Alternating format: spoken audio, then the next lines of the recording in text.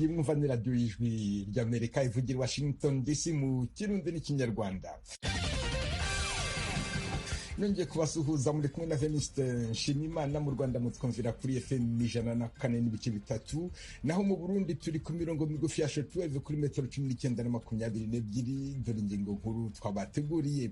Abantu barenga ibihumbi 3 bahunze imirwano imaze iminsi ibera mu karere ka Rucuru hagati y'ingabo za leta ya Kongo n'inyeshyamba. Umutekano urahari, ikibazo ni uko atari ubwa mbere kandi nkaho bitazaba ari ubwa nyuma. Kenshi abantu barimo gukeka yuko ari inyeshyamba zahoze ziri muri M23. Depute Ayubangira Safari mu Burundi hatangiye muri iki gitondo cyo kuri uyu wa gatatu inama ku rwego rw'igihugu ihuza urubyiruko rugizwe n'abarwiyemezamirimo. Impunzi z'abarundi bari mu nkambi ya Nduta bagizwe n'abantu bakuze, abatama n'abatamakazi, baratabaza basaba imfashanyo. Nimere y'ikimuga nyine cyonga amanise yahanyene udukwisingira nimba agafashanyo abandi babafashije mugabo nanjye ndahanyene kunyene nta kimwe mbona nitaye ko ubukene bwa buri kunyica neza riri kunyica.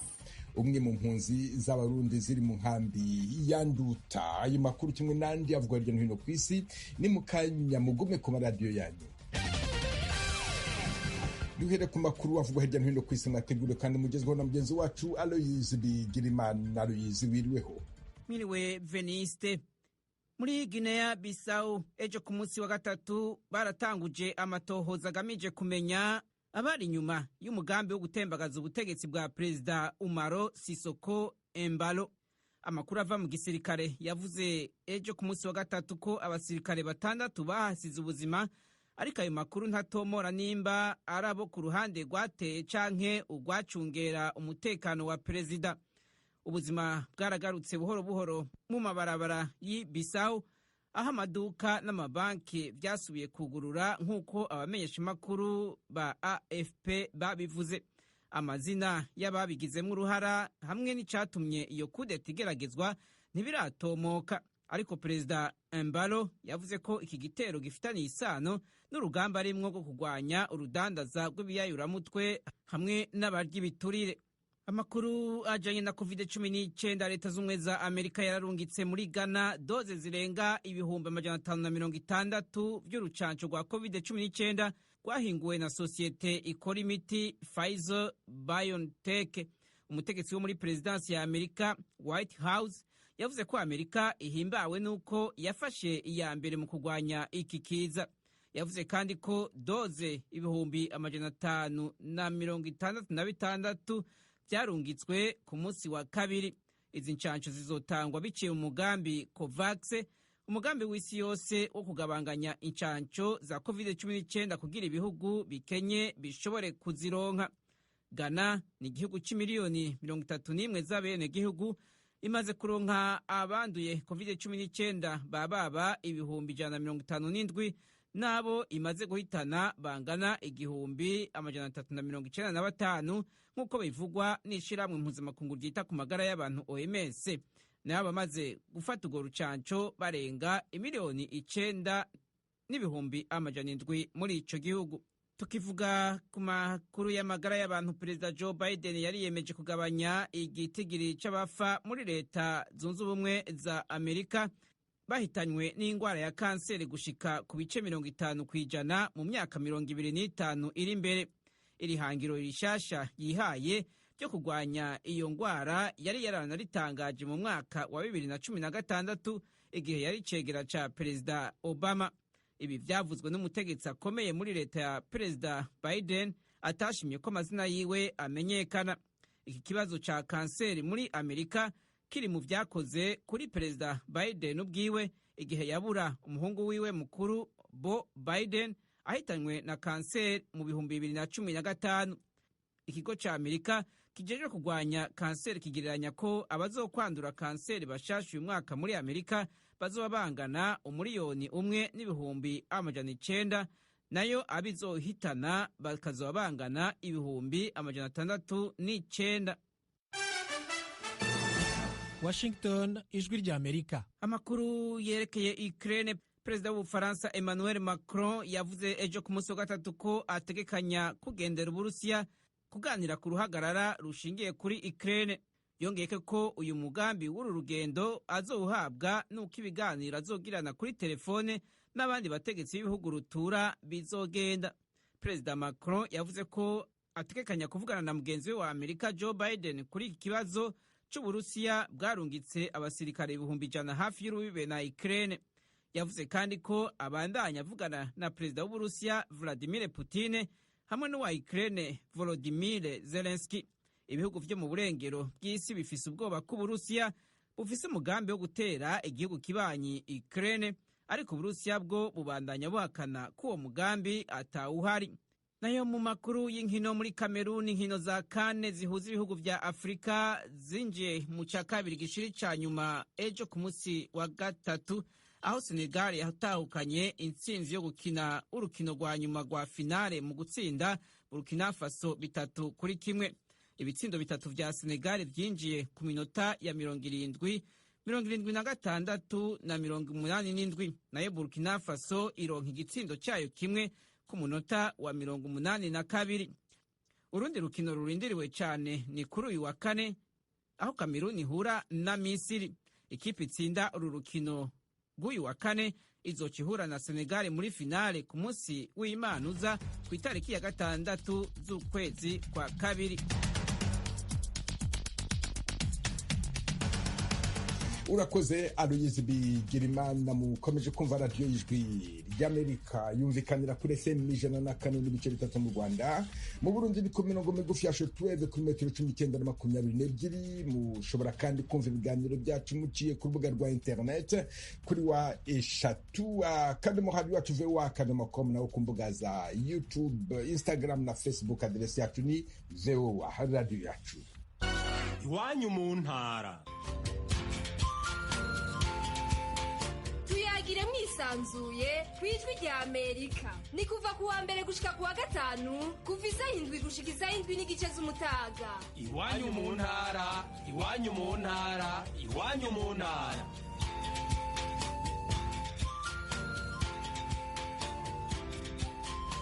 Muri Repubulika ya Demokarasi ya Kongo, mu karere ka Rucuru mu majyaruguru burasirazuba bw'icyo gihugu, hashize iminsi havugwa imirwano hagati y'ingabo z'igihugu FARDC n'inyeshyamba z'umutwe wa M23. Intumwa za rubanda mu nteko ishinga amategeko ku rwego rw'igihugu bakomoka muri Kivu ya ruguru barasaba ko amasezerano leta yagiranye n'umutwe wa M23 ashyirwa mu bikorwa kugira ngo amahoro n'ituze bigaruke muri ako karere. Depite Safari Yubangira yaganiriye na mugenzi wacu Edi Rwema amubwira uko ibintu byifashe magingo aya. Umutekano urahari, ikibazo nuko atari ubwa mbere kandi nkaho bitazaba ari ubwa nyuma. Kenshi abantu barimo gukeka yuko ari inyeshyamba zahoze ziri muri M23. Bararwanira hehe bana Depite? Bararwanira mu ishyamba muri parke iri ku mupaka y'u Rwanda na Kongo. Hanyuma hari amakuru atubwira ko hari abaturage bari batuye mu misozi ya Nyasisi, Ngungo n'Ikabungo barimo guhunga. Ayo makuru murayafite? Yego, barimo guhunga, barimo kugenda hariya ku mujyi bita Rugari, kuko hari ahantu aho bari batuye ni hafi y'ishyamba, kandi bigaragara yuko inyeshyamba zigihari. Donc bafite ubwoba yuko ejo cyangwa ejo bundi tena bashobora kuzaza imirwano. Ku ruhande rwanyu nk'abantu muhagarariye rubanda mu nteko ishinga amategeko ku rwego rw'igihugu, ni iki murimo gukora kugira ngo mutabarize abo baturage barimo gukurwa mu byabo n'iyo mirwano? Cyambere kwanza ni ukubashakira aho bagomba gutura kuba, ako cyangombwa nuko haza umutekano mu mingini yose. Iyo byo bizagerwaho ari uko guverinoma ishizeho gahunda yo kurangiza ikibazo n'inyeshyamba za M23. Hanyuma se hari amakuru mufite yemeza ko iyo mirwano iri hagati y'ingabo za leta na M23? Yego, dufite amakuru. Usibye amakuru, nabo ubwabo abari bari muri M23 ubwabo batangaje ku banyamakuru. Hari umuntu wabo ushinzwe gutanga ibintu bya communication, hariho dufite n'amawudio zabo, donc ntabwo ni ibintu nabo badahakana. Baravuga yuko ari abasore babo baje muri Congo bategereje ko bajya muri programme ya demobilisation, bafite na cahier de charge yabo, bafite amasezerano bavuganye na guverinoma iyi Kinshasa, ako guverinoma itari yabishyira mu bikorwa. Ayo masezerano yakabaye yarashizwe mu bikorwa kera cyane ubwo iyo mitwe yasaga nkaho ishize hasi intwaro, ariko kugeza kuri uyu munota nta kirakorwa kugira ngo ibyo bari bemeranyije na leta bibe byashyirwa mu bikorwa. Mwebwe nk'intumwa za rubanda, abaturage banyu bahura n'ibibazo by'uwo mutekano muke, n'iki murimo gukora kugira ngo ibyo leta ndetse n'umutwe wa M23 bemeranije bijye mu bikorwa? Nyine hari ibyo twabaje Ministre wa Defense, tumenye kwanza ayo masezerano, kuko hariho amasezerano menshi. Hariho ya mbere iyo kurangiza intambara yabaye i Nairobi, ako na nyuma yaho abari mu gihe cya Kabila n'iki gihe cya Tshisekedi bigeze guhura n'izo nyeshamba i Kampala. Ariko ayo masezerano twebwe ubwacu nk'abantu bahagariye abaturage ntabwo tuzizi, ariko ikibazo ni uko nyine izo nyeshamba zirimo kwitwaza ayo masezerano y'uko guverinoma ntabwo irimo kubishyira mu bikorwa. Twebwe nk'abantu bahagariye abaturage dushaka kwanza kumenya ayo masezerano ameze gute, na gahunda ya guverinoma yo kureba ukuntu yarangiza ikibazo cy'izo nyeshamba, ababasha gutaha batahe, ako ibyo kurwana tena hariya mu karere ka Rutshuru birangire, kuko usibye umutekano mukeya, ako birimo no kubangamira n'izindi gahunda zishinzwe y'amajyambere. Tukaba tumaze kugirana amasezerano n'igihugu cya Uganda cyo kubaka umuhanda kuva ku mupaka wa Bunagana i Rutshuru n'i Goma, ako kubera umutekano mukeya umushinga nawo uzaba ufite ingorane. Depite Ayobangira Safari, nagira ngo ngushimire cyane kubw'akanya uhaye Ijwi ry'Amerika kugira ngo tuganire. Namwe murakoze. Umuvugizi wa M23 Willy Ngoma mu kiganiro agiranye n'umunyamakuru w'Ijwi ry'Amerika i Kampala Ignatius Bahizi yamubwiye ko bashyize umukono ku yandi masezerano umwaka ushize i Kinshasa. Amasezerano yiyongera kuyo bashyiriyeho umukono i Nairobi. Mwabyumvishe, abaturage bavuye mu byabo bahungiye mirwano bararenga 3,000 bahungiye ahitwa Rugari. Umunyamakuru w'Ijwi ry'Amerika muri Kivu ya Ruguru Ali Darius Shasanka yarabasuye. Izo munsi twahuye nazo nyinshi zari ziturutse mu misozi Nyasisi, Ngugo ni Kabungo mu ntara ya Kivu ya Ruguru, aho zaje zihunga imirwano imaze iminsi hagati y'ingabo z'igihugu FARDC n'abarwanyi b'umutwe wa M23 bari mu nzira bagana kuri paruwase y'Irugari mu birometero hafi 35 uvuye iwabo. Bavuganye n'Ijwi ry'Amerika bavuga ko bahunga umutekano muke, bemeza ko bazosubirayo ariko hagarutse ituze. Ngabo Jean Damascene: turi impunzi zivuye muri Ngugo, tukaba twahungiye hano ku paruwase Irugari. Ubuzima bwaho ni ubuzima bubi, turahangayitse cyane, nda twenda dufite, nda byo kurya dufite, mbese turi mu buzima bubi cyane. Twasaba ubuyobozi bwacu bugashakisha ukuntu bwadufasha ku buryo twigarukiye. Hariyo abasuda ba guverinoma ariko nabo ntabwo turi kugerayo, bari kutuzambaguza cyane. Uri kugera ufite agatelefone bakakakwaka, wagerayo uri gushaka utwo kurya bakakwirukana. Ikindi kiriho amazu gacu bagasenyaguye bose bagamaze. Nyirasafari Domitira nawe yavuganye n'Ijwi ry'Amerika, aratubwira ko bafite ubwoba buterwa n'abasirikare ba leta bahora babatera ubwoba ntibabagirire n'imwe. Afite icyo asaba ubuyobozi. Bari hano kuwa kazi n'ahatu n'abandi barirutse baratinye baje nuko turi gukubwira siko ndako ubuzima bwacu ndakunda turi kuje no ruguru hano ko turi kurara tunari kurara Rwanda bifashanye ibyo dufite subu no umuntu wavuye muwe akaja ku gasozi ndakungu n'amahema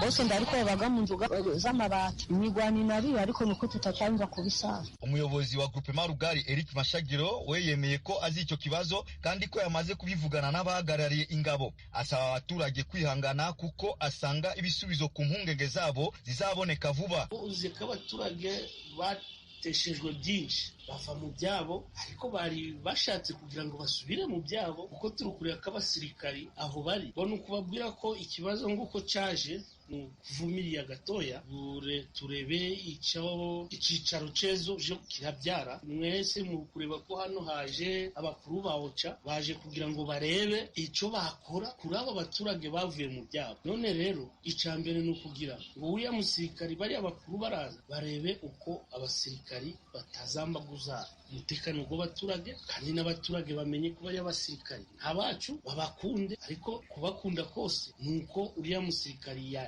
binejeje ko araja kukiriya kibazo. Amakuru y'imirwano hagati y'ingabo za leta n'umutwe wa M23 yatangiye kuvugwa kuwa mbere w'icyumweru gishize. Amakuru dukesha abategetsi avuga ko iyo mirwano yatumye abantu hafi 3,000 bahunga ingo zabo, abandi baricwa. Kuva icyo gihe leta yongereye umubare w'abasirikare, byatumye hagaruka ituze muri utwo duce. Ali Asanka Darius, Ijwi rya Amerika.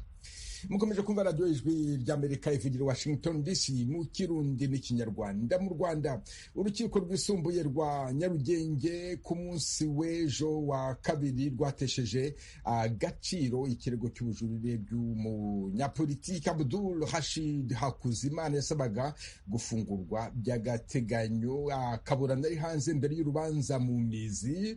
Ubushinjacyaha buramurega ibyaha bya jenoside no gukurura amacakubiri mu Banyarwanda. Arabihakana. Kigali, Eric Bagirugusa. Umucamanza mu rukiko rwisumbuye rwa Nyarugenge yatesheje agaciro ikirego cy'ubujurire bwa Abdul Rashid Hakuzimana nyuma yo gusesengura imiburanire y'impande zombi akanashingira ku ngingo z'amategeko. N'icyemezo yasomye yaburegwa n'umwunganira mu mategeko batari mu rukiko, hagaragara urwego rw'ubushinjacyaha gusa. Nta ngingo nimwe mu zo Hakuzimana yahaburanishije yahawe agaciro. Uyu munyapolitiki yajuririye icyemezo kimufunga by'agateganyo hiko mu mucamanza wo ku rwego rw'ibanze rwa Nyarugenge kwiha ububasha bwo guhindura inyito z'ibyaha. Urukiko rwavuze ko ibyo umucamanza yakoze nta kosa na rimwe ririmo. Rwibutsa ko urukiko ruregerwa ibikorwa bigize ibyaha rwabisesengura rukabigenera inyito rushingiye ku mategeko. Mu iburanisha riheruka Hakuzimana yanenze umucamanza wa mbere kandi ko yabogamiye ku ruhande rw'ubushinjacyaha mu gufata icyemezo kimufunga. Urukiko rwisumbuye rwa Nyarugenge rwabiteye utwatsi, rwasobanuye ko rwasesenguye inyandiko mvugo z'ababuranyi bombi rusanga nta urukiko rwaniganiye ijambo. Naho ku cyo kuba Hakuzimana avuga ko umucamanza wa mbere yirengagije ibimenyetso yamushyikirije, nacyo urukiko ruvuga ko nta shingiro gifite. Ruravuga ko Hakuzimana atagaragaza ibyo bimenyetso yashyikirije uwo mucamanza uretse kubivuga muri rusange gusa.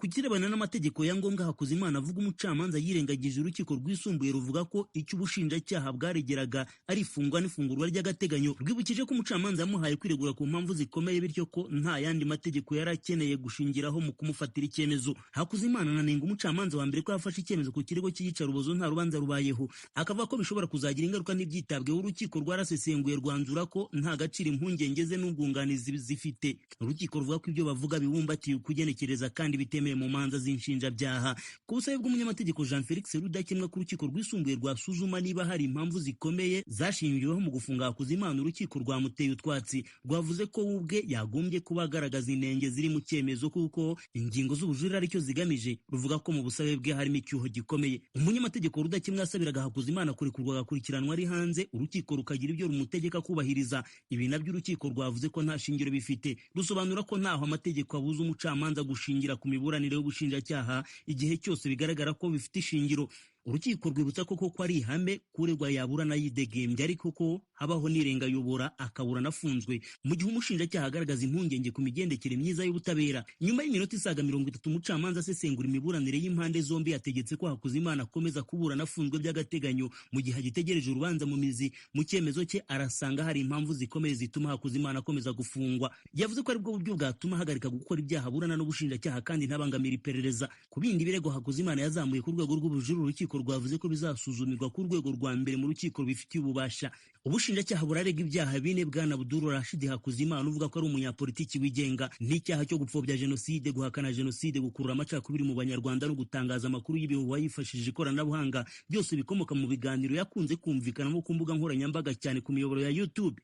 Hakuzimana ibyaha byose arabihakana. Si ku nshuro ya mbere Abdul Rashid Hakuzimana afungwa. Kuva mu mwaka wa 2007-2014 yafunzwe arega ibyaha byo gushaka kuvutsa igihugu umudendezo, ariko avuga ko yasohotse mu buroko batamumenyesheje icyo yari afungiwe. Aracyabwira inkiko ko yazize umushinga yari afite wo gushaka kunga perezida w'u Rwanda Paul Kagame n'uwo yasimbuye ku butegetsi bwana Pasiteri Bizimungu. Ijwi ry'Amerika, i Kigali.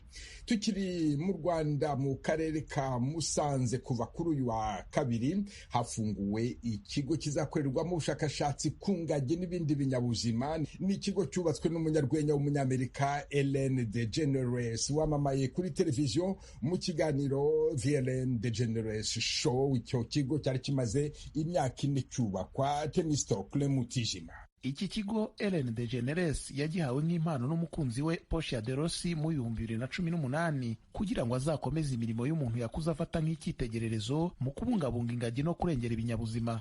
Uwo akaba ari Diane Fossey wamenyekanye mu karere nka Nyiramacibiri kubera kwitangira ingagi zo mu misozi miremire. Gufungura ku mugaragaro icyo kigo kiri mu karere ka Musanze mu majyaruguru y'u Rwanda, Ellen yabikoze binyuze mu buryo bw'ikoranabuhanga kuri sheni ye ya Ellen Tube. Ndashaka ko umurage yasize ukomeza mu rwego rwo gufasha ingagi ndetse n'igihugu cy'u Rwanda, igihugu cyiza kuriya, kubera ko ibikorwa bye byambereye icyitegererezo ubwo nari maze gukura. Ndizera rero ko nanjye nshobora kubera abandi icyitegererezo mu gukora itandukaniro, atari ku ngagi gusa ahubwo no ku zindi nyamaswa ziri mu byago byo kuzima. Kandi nizera ko rimwe muzagira amahirwe yo kujya mu Rwanda namwe mukabyibonera mugasura ingagi, kuko ni ibikorwa bihindura ubuzima. Ubwo DeGeneres n'umufasha we Portia de Rossi batangazaga ko batangije ikigega Ellen Fund nk'umuryango udaharanira inyungu utera inkunga ibikorwa bijyanye no kurengera inyamaswa ziri mu kaga ko kuzima, banatangaje umuryango witiriwe Diane Fossey ko ari wo wa mbere uzahabwa inkunga y'icyo kigega. Iyo nkunga ya Ellen na Portia yashoboje uyu muryango gutera intambwe igana imbere mu ntego zawo, cyane cyane inzozi z'umushinga wari umaranye imyaka 20 wo kubaka icyicaro gihoraho mu Rwanda hagamijwe kwihutisha ubushakashatsi bwawo n'ibikorwa byo kubungabunga ingagi. Iki cyicaro ari nacyo kigo cyitiriwe Ellen ubu kirafunguye kuba ari bo bose babyifuza. Ku birebana n'iki gikorwa, Ellen DeGeneres yagize ati: Diane Fossey namye mufata nk'intwari yanjye, kubw'ibyo ni iby'agaciro gakomeye mu buzima bwanjye bwose kubasha gushyigikira umushinga nk'uyu. Biranshimishije cyane kubona izina ryanjye iruhande rw'irye yombi yanditse ku rukuta rw'ikigo cyiza cyane, ndetse no kuba ndimo gushyiraho akanjye mu kurinda ingagi no gukomeza umurage wa Diane. Iki kigo cyubatse mu ntara y'amajyaruguru y'u Rwanda hafi na pariki y'Ibirunga isanzwe icumbikiye ingagi zo mu misozi miremire, kigizwe n'ibice 3 by'ingenzi. Harimo ikigo cy'ubushakashatsi, inyubako zo kumurikiramo amashusho ajyanye n'ibikorwa byo kubungabunga ingagi, ndetse n'ahagenewe amacumbi y'abanyeshuri n'abashakashatsi. Umuryango Diane Fossey Fund washinzwe na Madame Diane Fossey wamenyekanye cyane mu bikorwa bye byo kubungabunga ingagi, aho ubuzima bwe bwakinwemo filime yiswe Gorilla in the Mist, tugenekereje mu Kinyarwanda ingagi mu gihu. Niwo muryango mugari kuruta iyindi ku isi, haba mu bikorwa no mu burambe mu bijyanye no kubungabunga ingagi.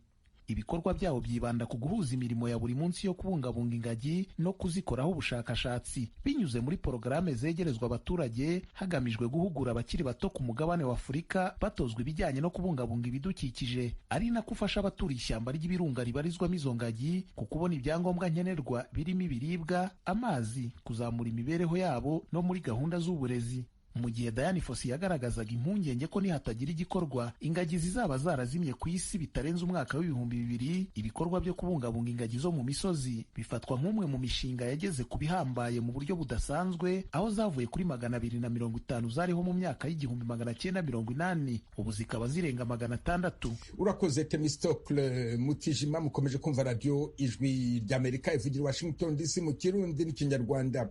Mu Burundi hatangiye muri iki gitondo cyo kuri uyu wa kane inama ku rwego rw'igihugu ihuza urubyiruko rugizwe n'abarwiyemezamirimo. Inama yatangijwe na Perezida Evariste Ndayishimiye. Ingingo ya mbere yasuzumwe uburyo bwo gushora imari mu buhinzi no gutunganya umusaruro ukurwamo ibindi biribwa nkenerwa. Indi ngingo yibanzweho n'uruhare rw'ikoranabuhanga mu gufasha urubyiruko kwihangira imirimo. Umwe muri urwo rubyiruko rwiyemezamirimo, Irvine Florial Murame washinze ikigo Infinity Group, yasabye ko urubyiruko rugabanirizwa imisoro kugira ngo rushobore gutera imbere byihuse. Muri Isanga muri isanga ni ikiganiro cy'ijwi rya Amerika cyibanda ku bibazo binyuranye byo mu karere k'ibiyaga bigari bya Afurika. Mu kiganiro muri isanga cy'uyu munsi turasuzumira hamwe ikibazo cy'abarimu muri za kaminuza zo mu Burundi, izigenga n'iza leta. Biravugwa ko abarimu bagabanutse, bamwe bajya hanze gushaka amaronko, abaza kwigisha bavuye hanze nabo baragabanuka. Biterwa n'iki? Icyo kibazo cyakemuka gite? Ni muri isanga ikiganiro mugezwaho uyu munsi na Frederic Nkundikije.